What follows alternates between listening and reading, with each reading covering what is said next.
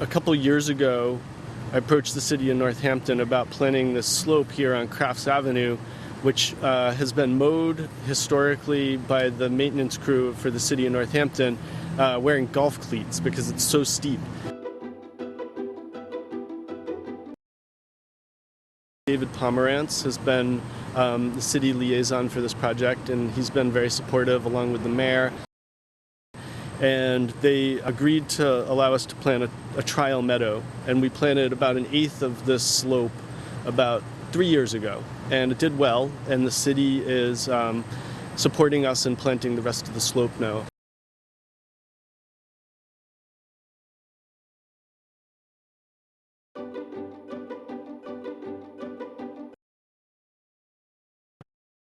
So we're able to make this project happen because Kiter Builders donated their time to strip the slope, which is a fairly large area, and they use machinery to do it. Northeast Environmental, a company out of Amherst, donated the mulch and the mulching.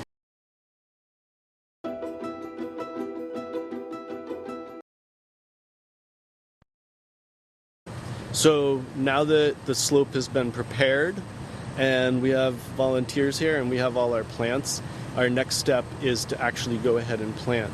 And when planting a meadow garden, having a blank slate's really important. So the preparation part is essential for this project to work, because now there's really no weeds and we have an actual blank slate to start with.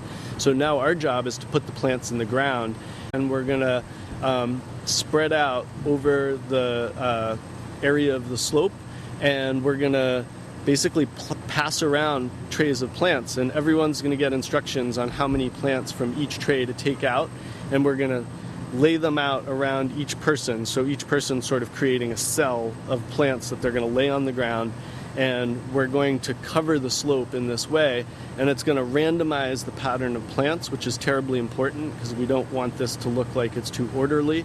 We want it to look naturalized. And we're going to go heavy on the grasses. We're planting a lot of little blue stem grass.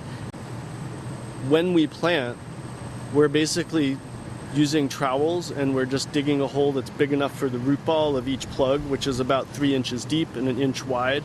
And you dig a hole that's big enough for that, and you put that in, and then just tamp the soil around firmly around the roots. And that's really all we need to do. We want to plant the plugs at grade, and we don't want to plant them higher or lower than grade. This should be an ample amount of plants to fill out the slope. The goal is to have the plants fill out quickly enough so that there's a fullness. It's a density that can keep weeds at bay.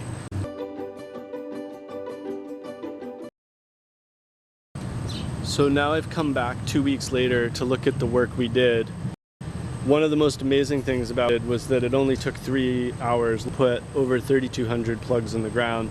And despite it being slope and a difficult site to plant, it went really well. I've only watered these plugs twice over the course of 2 weeks. And the goal is to water them as little as we can get away with, because we want the roots from them to really seek water and to spread out into the ground around them.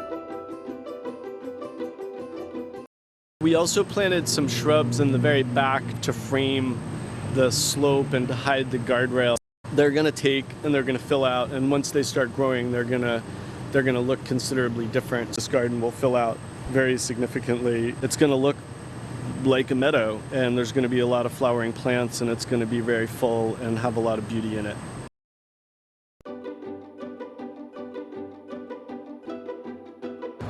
This is Untitled Meadows. It came out last July. I wrote it to basically explain how to transform your yard into valuable pollinator habitat. And this explains how to do that, explains my background as a landscape designer.